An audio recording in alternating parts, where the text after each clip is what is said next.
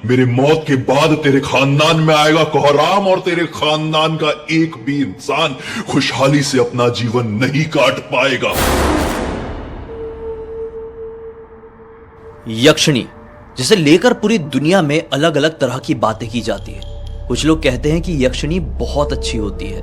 अगर कोई साधक उसे पॉजिटिव वे में साध ले तो उसका जीवन मानो पता नहीं बहुत ही कमाल का बन जाएगा। मैं एक्सप्लेन भी नहीं कर सकता ऐसे वर्ड्स में। लेकिन अगर कोई साधक कोई यक्षिणी को निगेटिव वे में साध ले तो सच बता रहा हूं, वो किसी के भी जीवन में ऐसे ड्रास्टिक इफेक्ट, ऐसे खतरनाक इफेक्ट डाल सकती है कि उसे भी आप इमेजिन नहीं कर सकते। आज की ये कहानी ऐसी ही एक यक्षिणी और दीपक नाम के लड़के की है। इतनी ज्यादा शॉक करने वाली और इतनी ज्यादा डरावनी कहानी के अंत तक बने रहिए। पॉइंट पॉइंट में आप लोगों को मनोरंजन का तड़का मिलता रहेगा। मनोरंजन क्या कहना, कहानी में घुसते हैं तब आप लोगों को समझ में आएगा कि कितना कुछ खतरनाक हो रहा था। दरअसल दीपक दिल्ली में रहने वाला एक साधारण सा लड़का था। अच्छी खासी अपनी जिंदगी काट रहा था, लेकिन उसकी जिंदगी इतनी भी नॉर्मल नहीं थी जैसे सबकी हुआ करती है। दीपक को बचपन से एक लड़की सपने में दिखाई दिया करती थी। हर एक दिन की आड़ में वो सपना उसे दिखाई देता था कि दीपक एक अकेले कमरे में है, चाहे वो खुद का घर हो या कोई और घर हो, और उसके कमरे में खूबसूरत सी लड़की प्रवेश करती है। दीपक उससे पूछने की कोशिश करता है आप कौन हो, क्या हो, लेकिन वो कोई जवाब नहीं देती है। उसके नजदीक आती है, बहुत नजदीक, और उसका चेहरा बहुत ज्यादा डरावना हो जाता है और वो अचानक से दीपक के ऊपर वार करती है और दीपक डर के चीख के अपने सपने से उठ जाता है। यह सपना एक दो बार आए तो समझ में आता है, लेकिन दीपक ने जब से होश संभाला था तब से उसे यह सपना दिखाई दे रहा था, बड़े होते तक दिखाई दे रहा था। जब दीपक 20 साल के आसपास का हुआ तब घर वालों ने सोचे कि किसी पंडित पुजारी बाबा से बात करना चाहिए। बात की गई, उन्होंने बताया कि ये एक बड़ी परेशानी है, एक काम करो, इसका विवाह करा दो, तभी सिचुएशंस थोड़ी चेंज हो पाएगी, तभी समझ में आ पाएगा कि इसे ये सपना क्यों आ रहा है या फिर इसे उस सपने से निजात मिल पाएगा। आपको विवाह पहले करवाना पड़ेगा, तभी चीजें क्लियर हो पाएंगी। तो ठीक है, घर वालों ने दीपक के लिए लड़की देखना शुरू कर दिया। दीपक बहुत अच्छे से अपनी लाइफ अब तक जी रहा था, लेकिन उसकी लाइफ में एक लड़की आती है। वो लड़की बेहद ज्यादा खूबसूरत, ये अरेंज मैरिज टाइप का ही सिस्टम था। दीपक एक नजर में ही उसे बहुत पसंद कर लेता है। उसे इतनी पसंद आ जाती है कि अब सपने में उसे वो खूबसूरत लड़की के बजाय वो लड़की दिखाई देती थी जिसे उसकी शादी जुड़ी थी। वो भी सेम टू सेम ऐसे ही उसके कमरे में प्रवेश करती थी, उसके बहुत नजदीक आती थी, उसका चेहरा बहुत ज्यादा डरावना हो जाता था। ये होता रहा जब तक शादी की डेट नहीं आ गई। शादी की डेट आई तो वो लड़की और लड़की के पिताजी ही थे, दो ही लोग थे परिवार में। लड़की के पिताजी ने ये कह दिए कि जो विवाह होगा ये नॉर्मल नहीं होगा, सिंपल सा होगा, कोर्ट मैरिज होगी और विवाह में मैं कुछ ही समय के लिए आऊंगा और चला जाऊंगा। दीपक के घर वालों ने सोचे यार कुछ लफड़ा तो नहीं है, शादी कराएं कि नहीं कराएं। लेकिन दीपक एक तरीके से उससे ऑब्सेस्ड हो चुका था। दीपक ने बोला कि कैसे भी हो मुझे उसी लड़की से शादी करनी है। इस लड़की का नाम था अंजलि। ठीक है, दीपक के घर वाले मान गए, आखिरकार शादी तो करवानी ही थी और जब दीपक को इतनी ज्यादा पसंद है तो इतनी सी चीज एडजस्ट कर लेंगे, शादी करवा देते हैं। शादी की डेट आई और इनकी कोर्ट मैरिज हुई। पिताजी आए थे, मुश्किल से आधा घंटे भी नहीं रुके होंगे और वो निकल लिए। शादी के बाद दीपक को ऐसा लगा कि चीजें अब नॉर्मल हो जाएगी, लेकिन चीजें कहीं से भी नॉर्मल नहीं हुई। सपने रेगुलरली आते रहे। शादी को लगभग 10 दिन हुए होंगे कि एक रात फिर से दीपक ऐसी चीख के उठा। उसकी पत्नी की भी नींद खुली। बोले क्या हो गया? तो दीपक ने अब तक जो उसके साथ हो रहा था जिंदगी में सारी चीजें अपनी पत्नी को बता डाली। पत्नी ने बोली कि जिस तरह से आपकी जिंदगी नॉर्मल नहीं थी, मेरी भी नहीं थी। मेरी जिंदगी में भी कुछ अजीब और गरीब हमेशा से होता रहा। दीपक ने बोला क्या ऐसा क्या हो रहा था अंजलि तुम्हारी जिंदगी में? तो अंजलि ने बताया कि मेरे पिताजी मुझसे हमेशा से दूर रहे, बचपन से ही। मैं बहुत छोटी थी जब से मुझे बोर्डिंग स्कूल में डाल दिए थे। मैं बाहर रहकर ही पली बड़ी हूँ।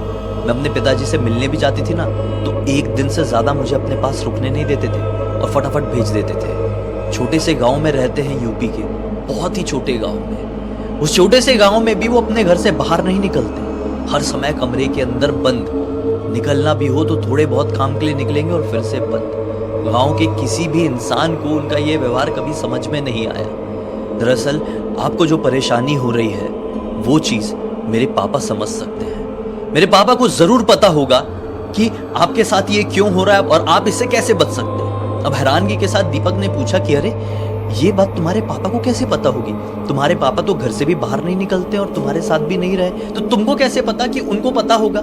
तो वो बताती है कि मेरे पापा हमेशा से मुझसे ये कहा करते थे कि बेटा एक न एक दिन वो डरावने चेहरे वाली लड़की जरूर हमारी जिंदगी में वापस आएगी और सब कुछ बर्बाद करके रख देगी। हमेशा प्रे करते रहना बेटा कि वो डरावने चेहरे वाली भूत कभी भी हमारी जिंदगी में या तुम्हारी जिंदगी में ना आए। मैं हमेशा से तो प्रार्थना करती थी, मेरी जिंदगी में तो कुछ हुआ नहीं, लेकिन अब जब आपने बताए हैं कि आपके सपने में भी वो डरावने चेहरे वाली एक औरत आती है, भूत आती है, तो मुझे पापा की वो बातें याद आ गई। जरूर इस चीज का हल मेरे पापा के पास होगा। दीपक ने बोला कि ठीक है, सुबह होते से ही पापा को फोन लगाओ, हम उनसे मिलने के लिए गांव में जाएंगे।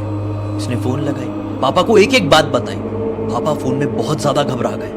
बोले ठीक है, फिर भी तुम मेरी बेटी हो, दामाद है, तो क्या कर सकते हैं। वो ऐसे हालात में है तो एक काम करो, तुम एक दिन के लिए आ पर आओ, लेकिन एक दिन से ज्यादा मैं तुम्हें रुकने नहीं दूंगा। इसने बोली कि ठीक है।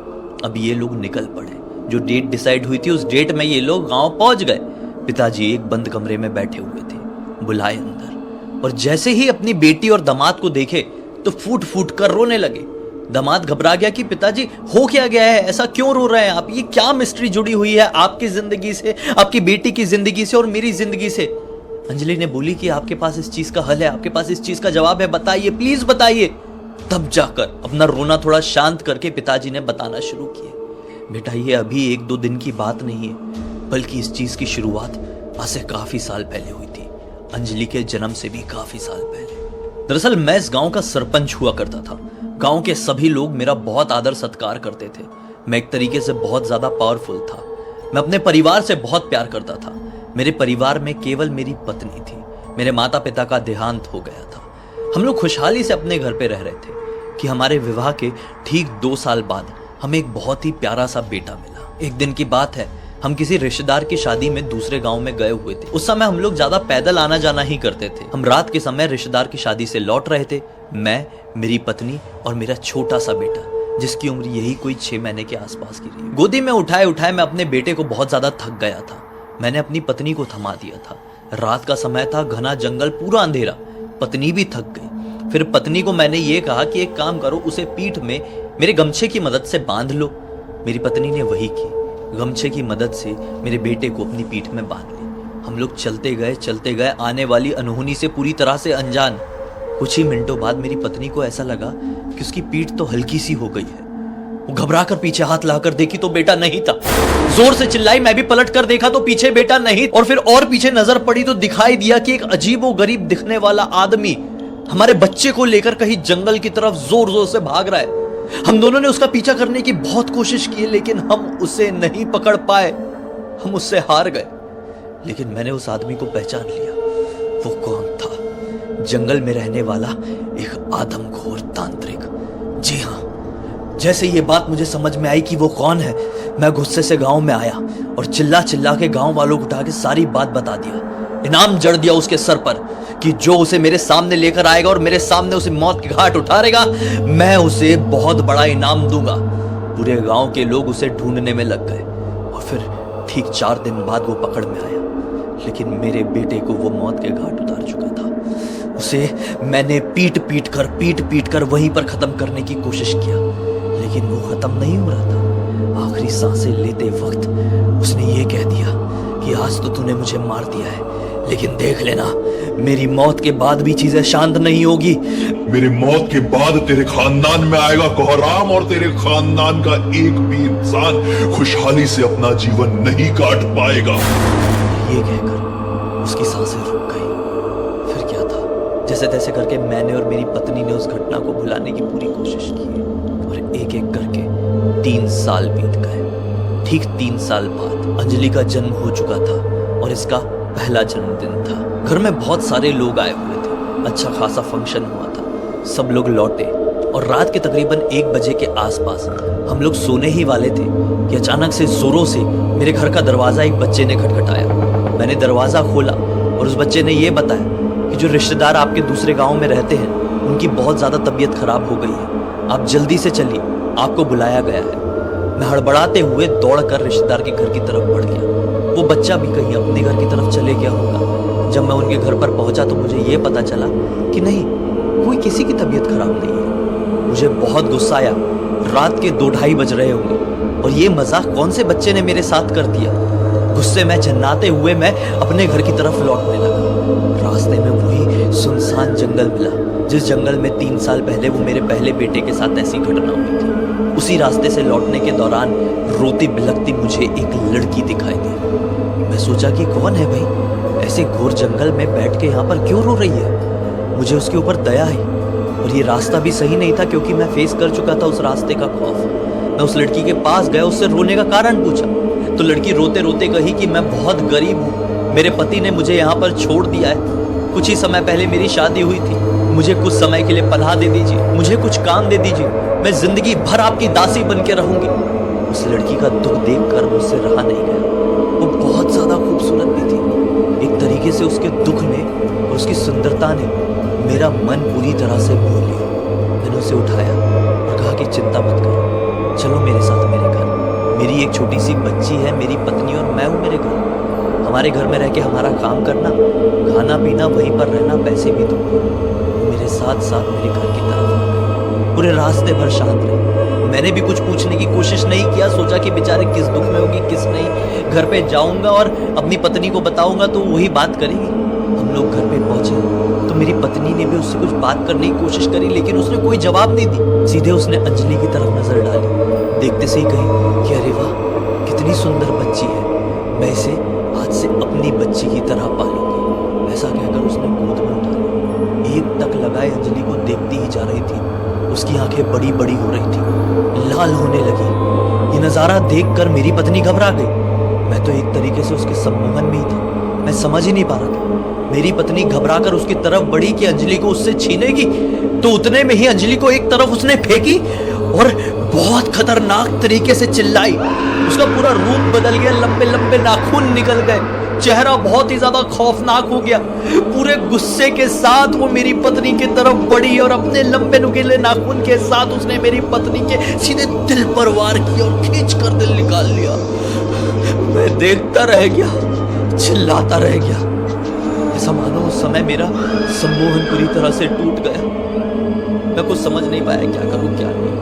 वो फिर से जोर से चिल्लाई और घर के पीछे वाले रास्ते से ना जाने किस तरफ भाग गई और बस सब कुछ बिखर कर रह गया। अगले दिन गांव के बुजुर्ग लोग इकट्ठे हुए और गांव के बुजुर्गों ने कहा कि वो एक यक्षिणी है।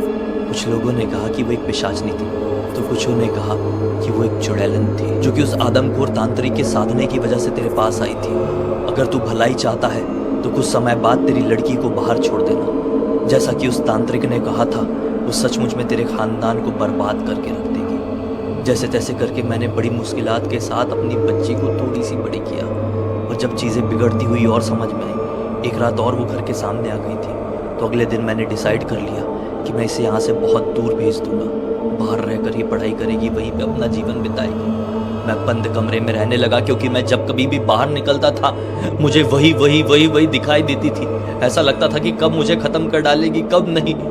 देखो, इतने सालों से कुछ नहीं हुआ, सिर्फ डर ही बैठा रहा। लेकिन अब वो तुम्हारी जिंदगी में भी लौट कर आ गई। अब चाहे वो मेरी लड़की की वजह से हो या मेरी वजह से, लेकिन वो आ गई है बेटा। अब वो फिर से सब कुछ बर्बाद करके रख देगी। दीपक भी हैरान था, सोचने में मजबूर हो गया कि क्या ये डेस्टिनी ही थी। बचपन से वो मुझे सपने में दिखाई देती थी।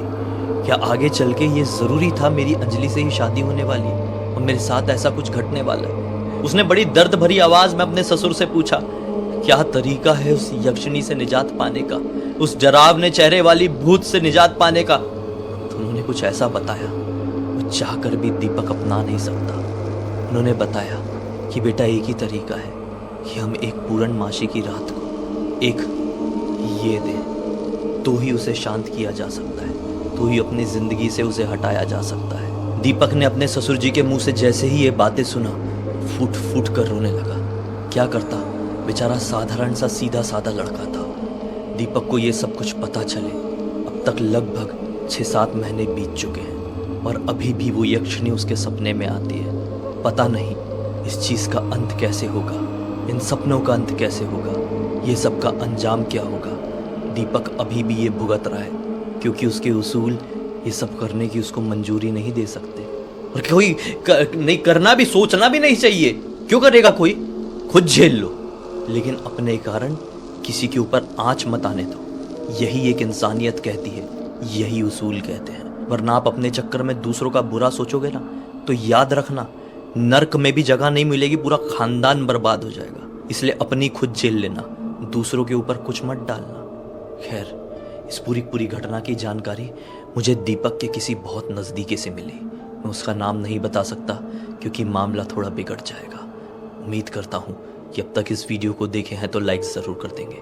चैनल को सब्सक्राइब करके बेल आइकन दबा के ऑल के ऑप्शन में क्लिक कर देना, क्योंकि इसी तरह के हैरान कर देने वाले खौफनाक वीडियोस डेली आप लोग के सामने लेके आता रहता हूँ। इन सब